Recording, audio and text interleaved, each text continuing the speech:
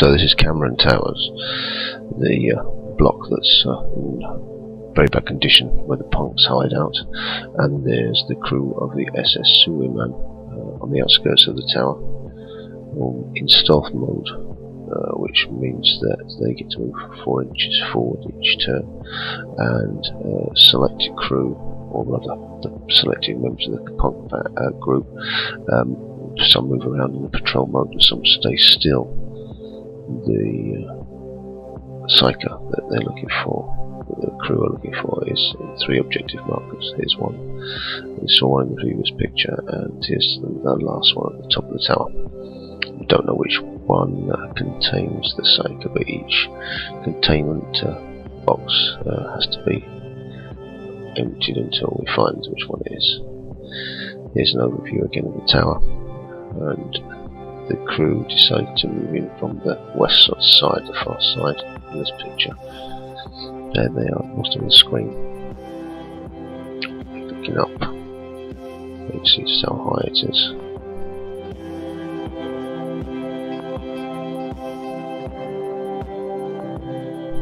One of the punk patrolmen decided to move into the house. Everyone tends to not move. The leader, that is, while the crew slowly work their way up, trying to hug the terrain as much as possible and make sure that they don't get seen. At this point, very difficult because the punks are such a long way away.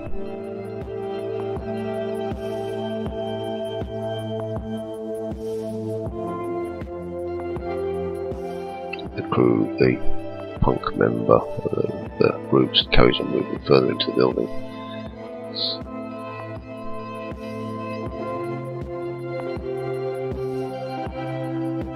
And the crew of the SS Suleiman, led by Krat and Jazz there, move up towards the tower.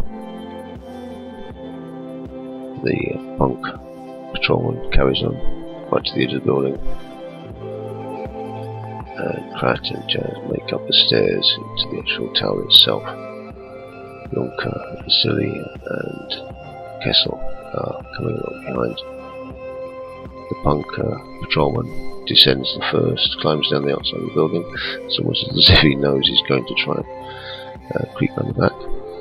And the punk leader manages to get himself to the very edge of the building, overlooking that ladder, in a good position to repel anybody coming up. They still don't know they're there yet, but it's a decision that the crew have got to make now. Do they break cover and go for it, or what do they do? The punk patrolman reaches the ground. Looks like he's going to perform an excellent outflanking manoeuvre on the whole group. The punk leader moves back from the edge so he can't be shot from the top of the ground floor, which is what Krat and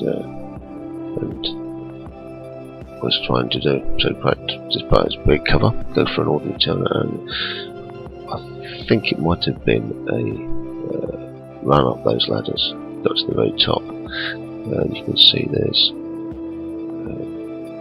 Jazz at the bottom, and you can see the punk clearly you can see him, and there's Kessel moving up as well to help.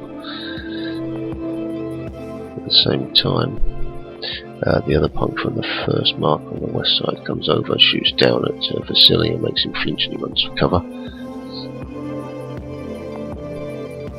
And then Jazz shoots up at the punk leader and downs him and kills him. The first proper shot of the game, and an excellent result. Krat moves up, gets up, goes through the window of the building beneath the punk leader and heads towards that second ladder. And you can see the punk who's looking after the objective mark on that side. Quite clearly, unfortunately, the punk, it's his turn, he shoots him down. Doesn't hurt him, but does down him. There's another shot of the same thing. The punk behind the crate. And the punk on the far left, right one, makes a fantastic dash all the way around there, about 11 inches, and he's creeping up on our group. In the meantime, Jazz has come and helped Krat rather, and both of them shot at the punk who's bailed, headed around that corner. In his own turn, he then tried to sort himself out because he needs to be defending that area, and he mount again and moved further into the very corner. I think you'll find the next picture. Nowhere for him to go now. I don't know what would do if he'd bailed again, I've no idea. But luckily you'll see later he doesn't. So Pratt goes around to finish off that seemingly quite cowardly punk, and Jazz goes up the steps of the second level to see if we can sort out that next marker. However, the punk does rally and shoots at Pratt and sends him bailing around the corner. At the top, the punk there has a clear view of Jazz as he's come off that ladder and makes full use of it and shoots him down, and unfortunately puts him out of the game.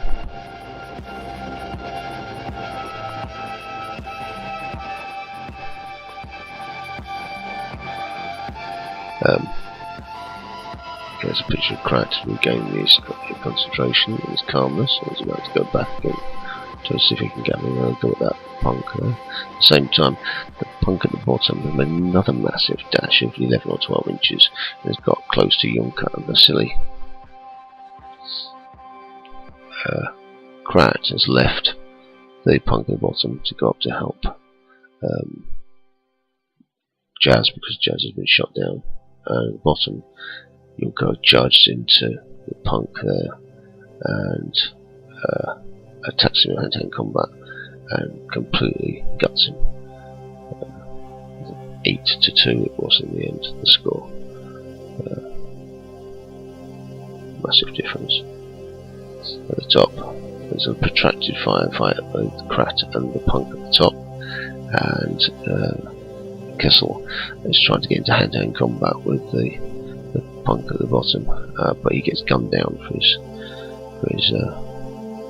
efforts, and so does Krat at one point. But Krat's got his skill where he can get up after the first kill, so he gets straight back up again, which is lucky, so he's used that this game. He's been knocked down several times at the first kill. He gets knocked down again, but at the same time the punk down the bottom moves into combat with Kessel and puts him out of action immediately. Up jumps Krat and shoots down the punk at the top. They just pop it up and down, and Vasily comes from the corner and shoots down the punk there and kills him. So he's cleared that path on that side. He then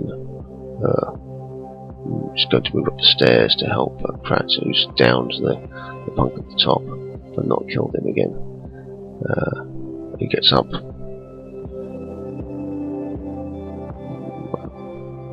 At this point, Vasily's come up. They both shot at him and he's bailed.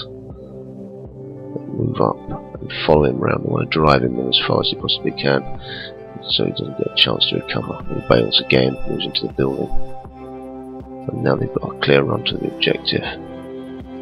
There's the punk bailing, goes into the actual building itself, and on the other side of that building there's a drop off that goes down behind the punk that's guarding the other objective marker. At the same time, the punk from the top comes down and is going to provide covering fire for his friend, and we'll find that Yunka now has moved up and is heading towards where Kessel's lying dead and the punk is lying dead on the second floor. He's badly injured, I should say. There's only this punk now guarding. I think Yunka must have shot him and made him bail for him to be back there again.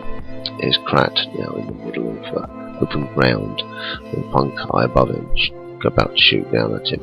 He opens the crate and no, it's not the psyker. That's a false box, nothing in it at all. Yunka moves carefully around the corner. You can see this is a bit of a death zone here, so she's not going to put herself out too quickly.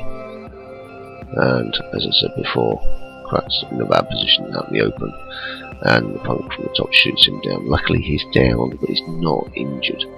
The recurring theme in this game, Krat being knocked to the ground.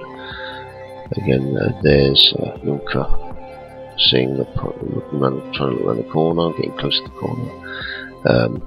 Then he moves out, shoots at the punk, fails to hit him. The punk then charges in combat with him.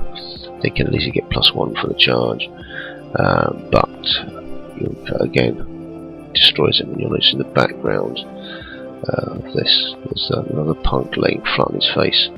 There's the combat with Yunka and the punk, which was a lot closer than the last combat, but still. And here's a picture of the punk that's actually bailed from the top, been shot out by Vasily and Krat, and bailed off the edge of the building, fell 9 inches and died.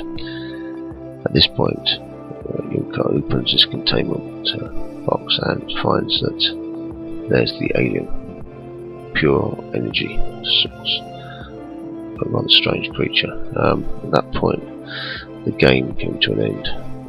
The last punk was left on the building, and the crew retire. Kessel, badly hurt yet again, probably going to retire, and Jazz missing one game, the next one. Thank you for listening.